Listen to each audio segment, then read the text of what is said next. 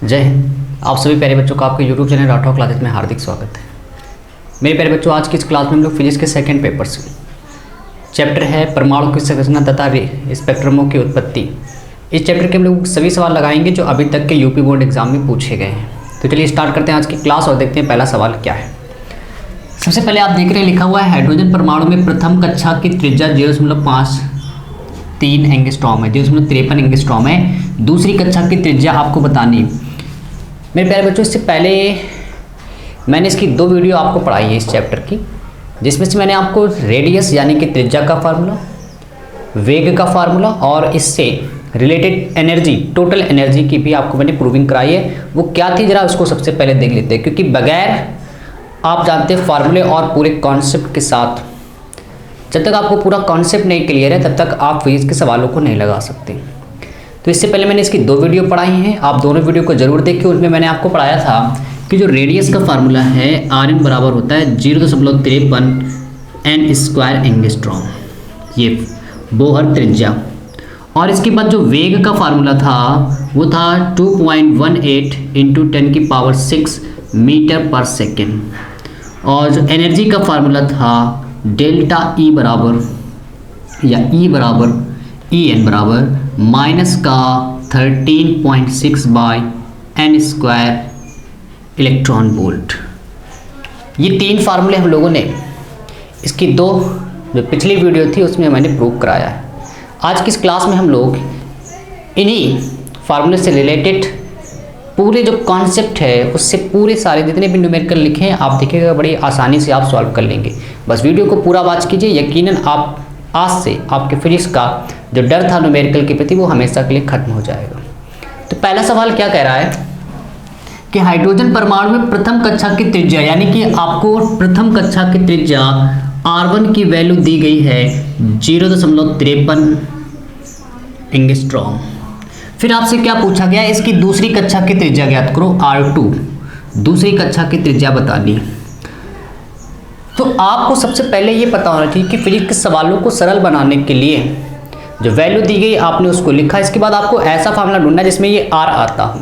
तो आप जानते हैं रेडियस का फार्मूला है ये A, तो आप कहेंगे कि रेडियस Rn बराबर 0.53 n², मात्रक जो आता है वो एंगस्ट्रॉम में लिखा जाएगा।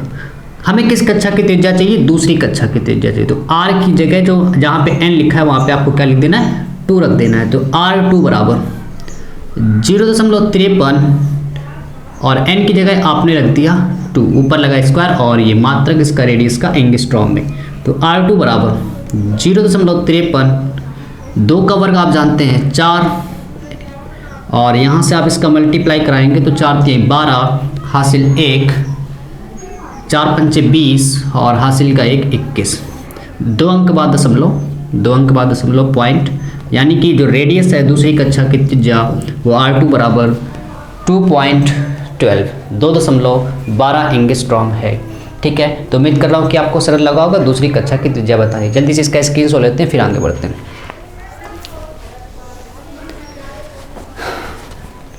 इसके बाद जो अगला सवाल है वो क्या है,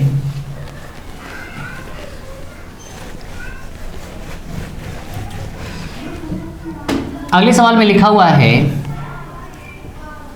हाइड्रोजन परमाणु की मूल अवस्था में ऊर्जा। मूल अवस्था का मतलब होता है कि पहली कक्षा। मूल अवस्था का जब भी आपसे नाम ले इस चैप्टर में, मूल अवस्था का मतलब है पहली कक्षा की ऊर्जा, यानी आपको पहली कक्षा की ऊर्जा दी है। E1 की वैल्यू दी गई है -13.6 eV इलेक्ट्रॉन वोल्ट में। क्वांटम संख्या n बराबर 2 वाले, क्वांटम संख्या n का मतलब है 2 वाले। ऊर्जा स्तर की आपको ऊर्जा बतानी है, मतलब क्वांटम संख्या 2 वाले ऊर्जा स्तर की आपको ऊर्जा बतानी है, यानी E2 की वैल्यू आपको बतानी है। तो आप जानते हैं ऊर्जा का जो फार्मूला है वो पहली कक्षा की, तो यहाँ पे आप देख रहे फार्मूले में आता है। तो En बराबर -13.6/n² इलेक्ट्रॉन वोल्ट। तो यहाँ से आप कह सकते हैं कि E, और हमें किस कक्षा की बतानी, दूसरी कक्षा की, तो n की जगह बस आपको क्या रख देना है, 2 रख देना है। तो E2 बराबर -13.6, n की जगह आपने रख दिया 2 इलेक्ट्रॉन वोल्ट। तो यहाँ से आप कह सकते हैं कि E2 बराबर माइनस का 13.6 2 का स्क्वायर 4 इलेक्ट्रॉन वोल्ट। 4 का डिवाइड करेंगे तो E2 बराबर 4×12 पॉइंट 1 बचा 16 हो गए, 4 चौको 16। यानी कि जो दूसरी कक्षा की ऊर्जा है वो है E2 बराबर माइनस का 3.4 इलेक्ट्रॉन वोल्ट, माइनस का 3.4 इलेक्ट्रॉन वोल्ट। चलिए इसका भी स्क्रीन शॉट लेते हैं फिर आगे बढ़ते हैं।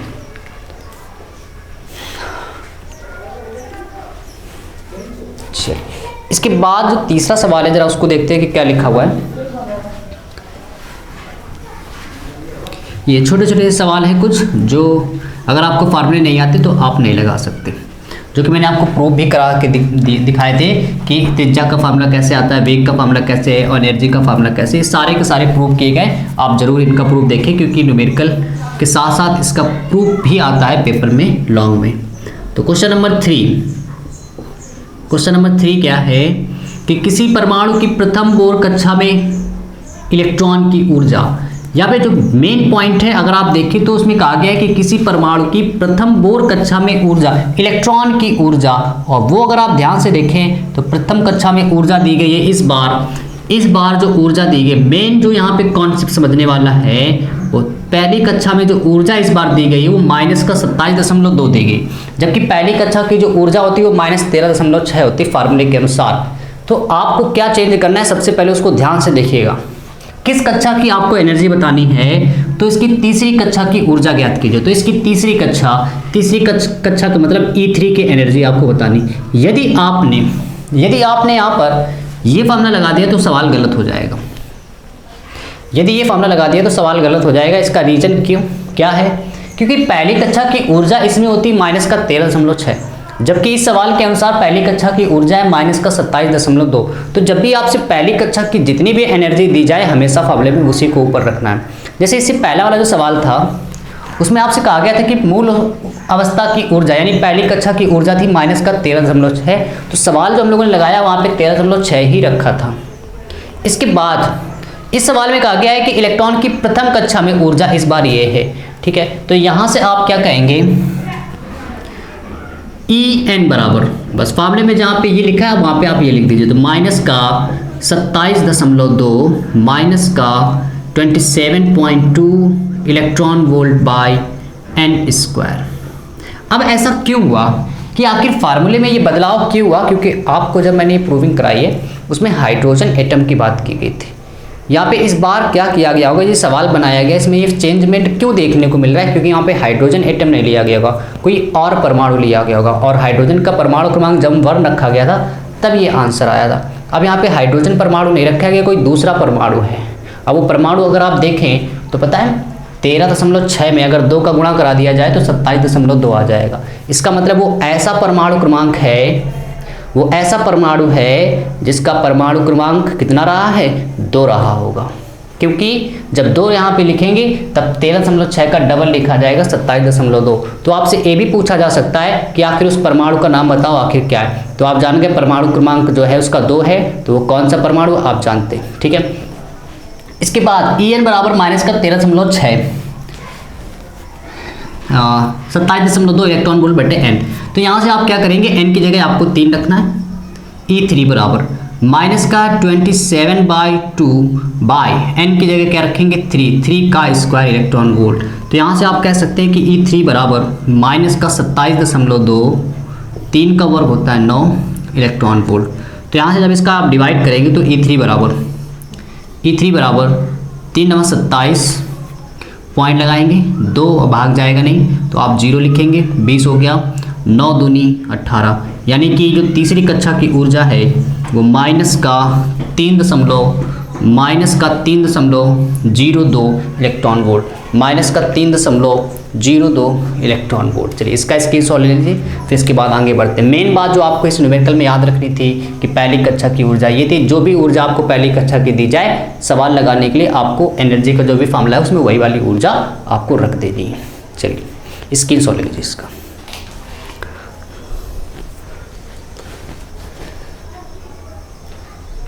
चलिए इसके बाद जो अगला सवाल है तीसरे के बाद 4 नंबर।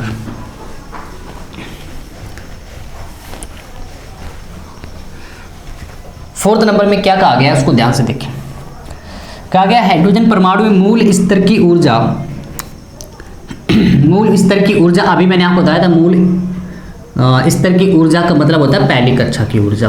तो इस बार आपसे कहा गया है कि E1 की वैल्यू है -13.6 इलेक्ट्रॉन वोल्ट। इसके बाद इसकी कह रहे हैं इसकी उन ऊर्जा स्तरों की ऊर्जा बताइए जिनके लिए क्वांटम संख्या 1 और 2 हैं। क्वांटम संख्या 1 और 2 है उनकी आपको ऊर्जा बतानी। तो क्वांटम संख्या 1 की तो ऊर्जा आपको पता ही है -13.6 इलेक्ट्रॉन वोल्ट, ठीक है, पहली कक्षा की। फिर कह रहा है क्वांटम संख्या 2 है तो उसकी ऊर्जा बताओ। सवाल में ध्यान से देखें कि हाइड्रोजन परमाणु के मूल स्तर की ऊर्जा -13.6 इलेक्ट्रॉन वोल्ट है। इसकी उन ऊर्जा स्तरों की ऊर्जा बताइए जिनके लिए क्वांटम संख्या 1 और 2 हैं। यदि इन दोनों ऊर्जा स्तरों के बीच इलेक्ट्रॉन का अंतरण हो, मतलब इलेक्ट्रॉन पहली कक्षा से दूसरी कक्षा में जाए, तो करें कितनी ऊर्जा निकलेगी इस दौरान। तो सबसे पहले आपको पहली कक्षा की तो पता ही है, E2 दूसरी कक्षा की बतानी। तो आप देख रहे हो पहली कक्षा की ऊर्जा आपको ये दी गई है तो फार्मूला भी यही लगाएंगे। En बराबर -13.6/n²। अगर आप n की जगह 1 रख देंगे तो पहली कक्षा की ऊर्जा यही आ जाएगी। हमें n की जगह क्या रखना है, 2 रखना है। तो आप लिखेंगे दूसरी कक्षा की ऊर्जा यानी n बराबर 2 यानी E2 यहाँ से क्या आएगा -13.6/2² इलेक्ट्रॉन वोल्ट। तो यहाँ से आप कह सकते हैं कि जो E2 की वैल्यू है -13.6, 2 का स्क्वायर 4, 2 का स्क्वायर 4, ये है इलेक्ट्रॉन वोल्ट। 4 का डिवाइड करेंगे तो 4 तिहाई 12, 4 तिहाई 12, 1 बचा 4 चौको 16। यहाँ से आपको पता चल रहा है कि जो दूसरी कक्षा की ऊर्जा है वो -3.4 इलेक्ट्रॉन वोल्ट है। हमें क्या बताना है कि एक इलेक्ट्रॉन इन दोनों ऊर्जा स्तरों के बीच इलेक्ट्रॉन का अंतरण हो। मतलब क्या है कि इलेक्ट्रॉन पहली कक्षा से, इस तरह आप जानते हैं बहुत सारी कक्षाएं, ये पहली कक्षा, दूसरी कक्षा, तीसरी, इलेक्ट्रॉन पहली कक्षा से दूसरी कक्षा में जाए। तो ऐसी स्थिति में आप जानते हैं जब भी इलेक्ट्रॉन अपनी कक्षा को छोड़कर दूसरी कक्षा में जाता है तो वैज्ञानिक बोहर ने बताया था कि जब भी कोई एटम में, किसी भी परमाणु में इलेक्ट्रॉन अपनी कक्षा को छोड़कर किसी भी दूसरी कक्षा में जाएगा तो हमेशा इस दौरान कुछ ना कुछ ऊर्जा निकलेगी। अब ऊर्जा कितनी निकलेगी इसको कैसे निकालेंगे। मान लीजिए पहली कक्षा की एनर्जी E1 है, दूसरी कक्षा की एनर्जी E2 है। तो यहाँ से आप कैसे निकालेंगे कि डेल्टा E बराबर कितना ऊर्जा का अंतर है। तो आप पहली कक्षा में दूसरी कक्षा की एनर्जी को घटा देंगे तो E1 माइनस E2। तो यहाँ से आप कहेंगे जो E1 की वैल्यू है वो माइनस का, हाँ E2 माइनस E1, सॉरी, यहाँ से E2 माइनस E1। E2 की वैल्यू आप देख रहे हो -3.4, ठीक है, इलेक्ट्रॉन वोल्ट बाद में लिखना था, माइनस ये E1 की वैल्यू है -13.6।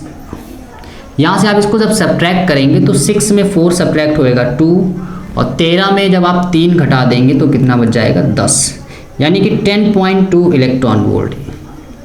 इसका मतलब क्या है कि जब भी कोई इलेक्ट्रॉन पहली कक्षा से दूसरी कक्षा में संक्रमण करेगा या अंतरण करेगा तो उस दौरान जो ऊर्जा निकलने वाली है, ये एनर्जी जो निकलेगी उसकी वैल्यू क्या है 10.2 इलेक्ट्रॉन वोल्ट। जब भी आपसे ये कहा जाए, अब जरूरी नहीं यहाँ पे कहा गया पहली कक्षा से दूसरी कक्षा में, अगर सवाल में ऐसे कहा जाता कि इलेक्ट्रॉन पहली कक्षा से तीसरी कक्षा में संक्रमण कर रहा है तो यहाँ पे आपको क्या करना पड़ता, E3 माइनस E1 करना पड़ता। जिन दो कक्षाओं की बात हो रही है उसमें आपको इस तरह घटा देना, पहली और फोर्थ की बात हो रही है तो E4 माइनस E1 कर देते हैं यहाँ पे, ठीक है। चलिए स्क्रीनशॉट लीजिए फिर आगे बढ़ते इसमें।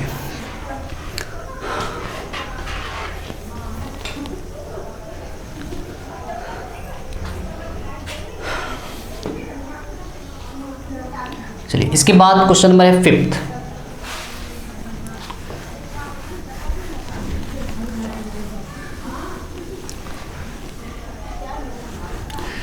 आज इसकी पहली क्लास है न्यूमेरिकल की, इससे बाद जो क्लासें आएंगी थोड़ा सा वो टफ लेवल में होएंगी और ये पहली क्लास है थोड़ा सा इजी जो न्यूमेरिकल थे शुरुआत वाले वो रखे गए। क्वेश्चन नंबर इसके बाद है 5th में आपको देखना है कि क्या कहा गया है।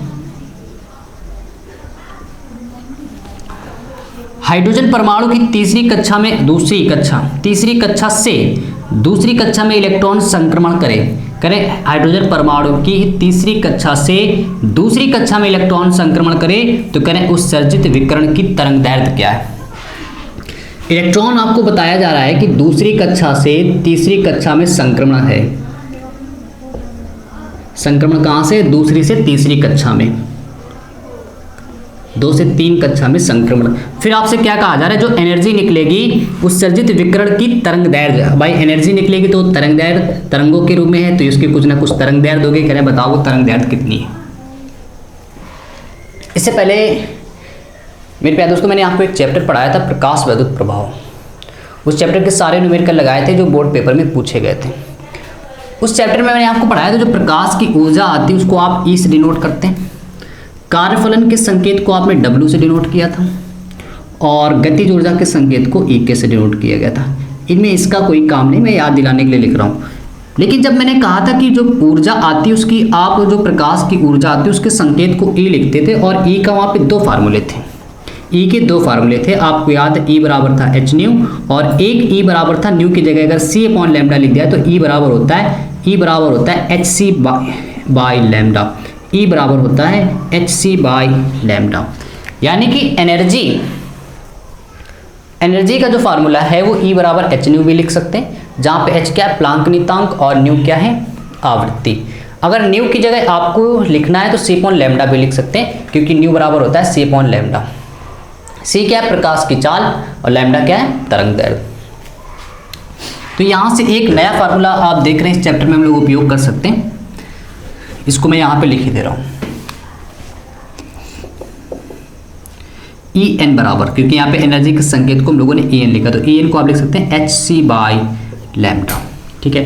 अब यहाँ से आपको पहले तो ये पता होना चाहिए कि इलेक्ट्रॉन की दूसरी कक्षा में एनर्जी कितनी है और तीसरी कक्षा में एनर्जी कितनी है। इसके बाद 2 से 3 जब आप एनर्जी निकालेंगे दोनों का अंतर निकालेंगे और उस अंतर को बराबर कर देंगे HC बाई लैम्डा के। कैसे, क्या मैं कह रहा हूँ ध्यान से देखें। आप जानते हो कि En का फार्मूला है, एनर्जी का फार्मूला है 13.6 माइनस में n स्क्वायर इलेक्ट्रॉन वोल्ट। तो E2 दूसरी कक्षा की एनर्जी निकालोगे तो माइनस का 13.6 बट्टे 2 का स्क्वायर इलेक्ट्रॉन वोल्ट। तो E2 बराबर यहाँ से आप कह सकते हो माइनस का 13.6 बाई 4 इलेक्ट्रॉन वोल्ट। जब आप इसका डिवाइड करोगे तो अभी आपने डिवाइड किया माइनस का 3.4 इलेक्ट्रॉन वोल्ट। तीसरी कक्षा की एनर्जी निकालोगे तो n की जगह इस बार रखेंगे क्या? 3। तो यहाँ पे रखोगे तो माइनस का 13.6 बटे n की जगह 3 का स्क्वायर इलेक्ट्रॉन वोल्ट, 3 का स्क्वायर। इसके बाद 3 का स्क्वायर जब आप ओपन करेंगे, 3 का स्क्वायर जब आप ओपन करेंगे तो 9 आएगा। और इसको अगर आप देखें तो E3 बराबर 9 एकम 9, हाँ माइनस का साइन 9 एकम 9, कितने बच रहे हैं? 4 बचे हो गए 46, 9 अपना 45, 9 अपना 45, एक बचा 10 हो गए 9 एकम 9, यानी कि इतनी आ गई एनर्जी। अब आपको क्या करना है? एनर्जी का अंतर निकालें, क्योंकि दूसरे से तीसरे संक्रमण करेगा तो एनर्जी निकलेगी और कितनी एनर्जी निकलेगी? डेल्टा, एनर्जी का अंतर। अब डेल्टा क्यों लगाया इसको आप देखिएगा। अभी क्या लिखेंगे आप? E3 minus E2। अभी ये भी बताया इस न्यूमेरिकल के जो पिछला न्यूमेरिकल लगाया था। अब देखो आप घटा रहे हो, घटाने को यहाँ पे आप कहेंगे डिफरेंस, यानी कि डेल्टा से शो करते हैं। तो डेल्टा ऑफ E बराबर E3 की वैल्यू आप देख रहे हो माइनस का 1.51, माइनस का ये साइन E2 की वैल्यू आप देख रहे हो माइनस का 3.4, तो माइनस प्लस का 3.4 इलेक्ट्रॉन वोल्ट। ठीक है, इलेक्ट्रॉन वोल्ट बाद में लिखना, 40 लिख लेते हैं इसको। 40 में जब आप कटाएंगे, चलिए इसको कैसे कटाना है? 3.40 आप इसको ऐसे लिख लीजिए, पॉइंट लगाइए 1, हाँ 3, 1 ऐसे लिख लीजिए। तो 9 आएगा, यहाँ पे कितना बचा? 3, और 3 में जब आप 5 सब्ट्रैक्ट करेंगे तो 8 बचेगा, पॉइंट लगाया। यहाँ पे कितना बच रहा है? 2, और 2 में जब 1 जाएगा तो 1। ठीक है, तो डेल्टा ऑफ E बराबर यहाँ से आ रहा है 1.89 इलेक्ट्रॉन वोल्ट, 1.89 इलेक्ट्रॉन वोल्ट यहाँ से इतना आ रहा है। इसके बाद आप जानते हो कि मुझे इस सवाल में तरंगदैर्घ्य चाहिए, तो एनर्जी का ऐसा फॉर्मूला बताओ जिसमें लैम्डा आता। तो आप कहोगे एनर्जी का ऐसा फॉर्मूला जिसमें लैम्डा आता है, तो HC बाई लैम्डा बराबर 1.89 इलेक्ट्रॉन वोल्ट को चेंज कर दो 1.6 × 10⁻⁻19 से चेंज किया, E की वैल्यू होती है H की वैल्यू प्लांक नियतांक 6.6 इंटू 10 की पावर -34, C की वैल्यू 3 × 10 की पावर 8 और नीचे लिखा हुआ है लैम्डा बराबर 1.89 इंटू 1.6 1.89 इंटू 1.6 10 की पावर -19। ये नीचे आएगा, यहाँ से आ जाएगा 1.6 इंटू 3, 1.6 इंटू 3 पावर -34 प्लस की 8, तो कितनी बचेगी -28 बाय 1.89 इंटू 1.6 10 की पावर -19 बराबर लैम्डा। आप जब इसका डिवाइड करोगे पूरा, तो आप जब इसका डिवाइड करोगे तो देखिए क्या आएगा। पूरा जब आप इसको सॉल्व करेंगे, पूरा एंगस्ट्रॉम तक अगर आप इसको जब ले जाएंगे तो देखिएगा क्या आएगा। यहाँ से जब आप इसको पूरा सॉल्व करके निकालेंगे यहाँ से, तो इसका आंसर आ जाएगा n बराबर 4 से दूसरी कक्षा से तीसरी 6548 एंगस्ट्रॉम। जब आप इसका डिवाइड करके पूरा सोल्यूशन करेंगे, बस आपको यहाँ पे इसका मल्टीप्लाई और डिवाइड करिएगा, तो 6548 एंगस्ट्रॉम आएगा यहाँ से। ठीक है, बस डिवाइड आपको करना है, इतना आप कर सकते हैं। चलिए जल्दी से स्क्रीन शॉट ले लीजिए, फिर इसके बाद हम लोग इसका अगला सवाल लगाते हैं। क्वेश्चन नंबर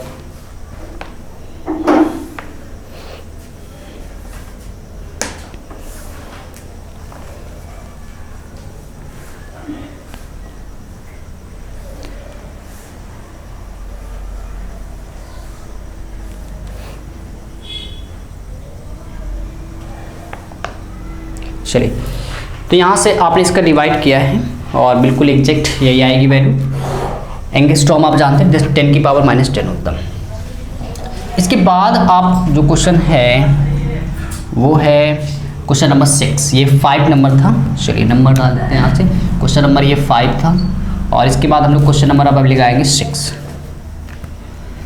बहुत बेहतरीन न्यूमेरिकल है क्वेश्चन नंबर 6, और ये भी बहुत बेहतरीन न्यूमेरिकल था, क्योंकि अभी जो ये सवाल मैंने लगाया है, इसके बाद जब लोग आगे सवाल लगाएंगे तो इससे काफ़ी आपको हेल्प मिलेगी इस सवाल से। लास्ट क्वेश्चन आज का देखिए क्या लिखा हुआ है, क्वेश्चन नंबर 6।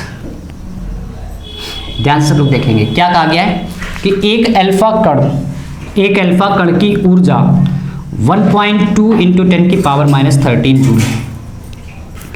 यह चांदी के एक नाभिक जिसका परमाणु क्रमांक आपको दिया 47 के कितना निकटतम पहुंच सकता है। देखिएगा ध्यान से, क्या सवाल में कहा गया है कि जैसे मान लीजिए कि ये कोई चांदी है, ठीक है, चांदी का कोई परमाणु है और एक अल्फा कण यहाँ पर है, ये अल्फा कण है, इसको इस तरफ छोड़ा गया, ठीक है, तो ये बिल्कुल इसके सट नहीं पाएगा। क्यों? बिल्कुल एक दूसरे के करीब, कितना करीब आ सकता है, और बिल्कुल ये इसके पास कभी नहीं जा पाएगा, एकदम चपकेंगे नहीं एक दूसरे। क्यों नहीं चपकेंगे? क्योंकि आप जानते हो अल्फा कण पर जो आवेश होता है वो प्लस का, और इसके नाभिक पर भी कैसा आवेश होगा? प्लस का। नाभिक पर हमेशा प्लस का आवेश, और प्लस प्लस के बीच में लगेगा रिपल्सन, प्रतिकर्षण बल, तो कभी वो एक दूसरे को चपकने देंगे, दूर बाहर करेंगे एक दूसरे से। मान लीजिए कि वो इतना पास आ गया, ठीक है, तो हमें वही बताना है कि कितने निकटतम पहुंच सकता है। तो ये दूरी आपको बतानी कि कितने निकटतम पहुंच सकता है। तो यहाँ पर क्या होगा जब ये छोड़ा जाएगा, ध्यान से सब लोग देखिए, बहुत बेहतरीन न्यूमेरिकल है। यहाँ से कॉन्सेप्ट जो तैयार होता है फिजिक्स का वो बहुत शानदार है। आपसे कहा गया कि इस अल्फा कण को अगर इस तरफ छोड़ा जाए चांदी के परमाणु की तरफ, तो क्या होगा कि ये कितने इसके निकटतम जा सकता है, ज़्यादा से ज़्यादा ये कितने इसके समीप पहुँच सकता है। आपको वो दूरी बतानी कि कितना समीप है वो, इस समय वहाँ पे जाके रुक जाएगा। इसका मतलब है शुरुआत में जब ये जा रहा होगा तो उसके पास कौन सी एनर्जी है? गतिज ऊर्जा है। तो इसकी जो टोटल एनर्जी इस समय कौन सी एनर्जी है? गतिज ऊर्जा ई के। अब वो कन्वर्ट हो गई, मान लीजिए यहाँ से दौड़ता हुआ गतिज ऊर्जा लेकर अपने पास यहाँ तक पहुँचा, और जैसे यहाँ पहुँचेगा ये रुक जाएगा, क्योंकि यहाँ से चालू हो जाएगा रिपल्सन बल, प्रतिकर्षण बल, तो यहाँ से ये रुक जाएगा। यानी इसकी जो टोटल एनर्जी थी कौन सी? गतिज ऊर्जा, वो कन्वर्ट हो गई स्थितिज ऊर्जा में। काइनेटिक एनर्जी चेंज हो गई किसमें? पोटेंशियल एनर्जी में। गतिज ऊर्जा बदल गई स्थितिज ऊर्जा में। तो आप जानते हो गतिज ऊर्जा आपको टोटल कितनी इलेक्ट्रॉन इस अल्फा कण की दी गई है। आप देख सकते हो कि एक अल्फा कण की ऊर्जा आपको काइनेटिक एनर्जी दी गई इस सवाल में। तो काइनेटिक एनर्जी की वैल्यू आपको दी गई 1.2 इंटू 10 की पावर -13।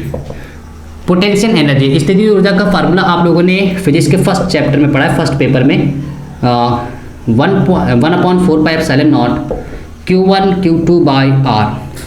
ये चैप्टर नंबर 3 में मैंने आपको पढ़ाया विभव वाले में, और फिजिक्स के पहले पार्ट में 1/4πε0 Q1 Q2 बाई R। तो 1/4πε0 Q1 Q2 बाई R, यहाँ से आप देखेंगे तो 1.2 इंटू 10 की पावर माइनस का 13, 1/4πε0 की वैल्यू 9 × 10 की पावर 9। क्यू का मतलब पहला आवेश, और अल्फा कण पर जो आवेश होता है वो आप जानते हैं 3.2 इंटू 10 की पावर माइनस का 19, इलेक्ट्रॉन के आवेश का दुगना होता है। इसके बाद Q2 दूसरे परमाणु का आवेश, आप जानते हो परमाणु में जो केंद्र पर उसके आवेश होता है वो Ze होता है। Z मतलब उसका परमाणु क्रमांक, और कितना परमाणु क्रमांक है आप जानते हैं, कौन सा है, चांदी है, चांदी का परमाणु क्रमांक 47 इंटू फिर क्या होता है E की वैल्यू आप जानते हैं 1.6 इंटू 10 की पावर माइनस का 19 बाई R। ये R इधर आएगा, ये चीज़ नीचे जाएगी तो R बराबर, और इनके सभी को साथ लिखें, 3 चीज़ को आप डिवाइड कर सकते हैं, पॉइंट से पॉइंट ये कैंसिल, 3 चौको 12, 3 त्रिका 9, फिर इसको आप 4 से कर दे कैंसिल, 4 8 32, तो यहाँ से पावर 13 से इसको कैंसिल कर दें, माइनस की 6 बचेगी। ठीक है, ये क्या बचा 3, ये क्या बचा 8, और ये क्या है 47, और ये है 1.6। पावर यहाँ से आप देख रहे हो 9 है, यहाँ पर 9 बची हैं। जब आपने इसको कैंसिल किया तो कितना बचा था, 9 19 में 13 गई थी तो 6 बचेगी, तो 10 की पावर माइनस का 6, और ये है 10 की पावर माइनस का 19। जब आप इन सभी को सॉल्व करेंगे, जब आप इन पूरे को सॉल्व करेंगे तो आप पाएंगे इसका आंसर जो है, इतना आप सॉल्व कर सकते हैं, इसका जो आंसर है वो 1.8 इंटू 10 की पावर माइनस का 13 आएगा। आप मल्टीप्लाई कराएंगे यकीनन यही वैल्यू आएगी। ठीक है, और दूरी है, दूरी का मात्रक आप जानते हैं मीटर। ठीक है, तो 1.8 इंटू 10 की पावर माइनस का 13। मेरे प्यारे बच्चों, आप देख रहे हैं फिजिक्स के जो न्यूमेरिकल होते हैं वो तभी आप लगा सकते हैं जब आपका पूरा कॉन्सेप्ट और उसके फॉर्मूले आपको क्लियर हों। जिन बच्चों ने इसकी जो प्रूविंग की वीडियो नहीं देखी आप उनको ज़रूर देखिएगा, यकीनन आपका और ज़्यादा कॉन्सेप्ट जो कमज़ोर है वो कहीं ना कहीं और ज़्यादा मजबूत हो जाएगा। ठीक है, तो मिलते हैं हम लोग इसके एक नेक्स्ट वीडियो में, और इसके हम लोग और सारे सवाल लगाएंगे जो बोर्ड पेपर में आए। जय हिंद, गुड नाइट।